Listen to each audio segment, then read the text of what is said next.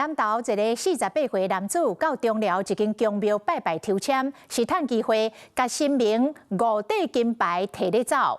庙方讲损失大约140万，真紧哦！一天内，警方就伫台中甲抓起来，移送法办。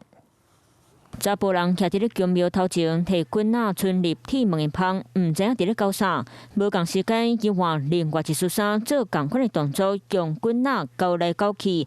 原来伊要偷摕物件，就是新名怪金牌。伊用2天的时间偷摕5块金牌，佮香香钱新台票10万，造成庙方的损失大约140万。庙方人员看监视器，赶紧报警。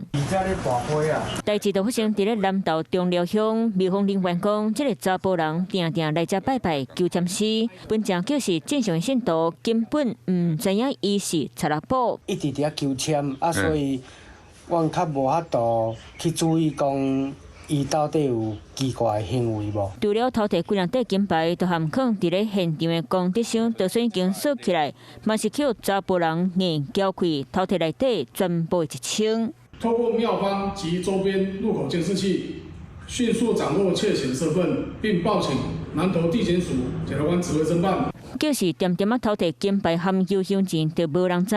不过监视器环境记录共偷摕过程，警察掌握偷摕物件的人是48岁叶先生，有毒品含窃盗前科。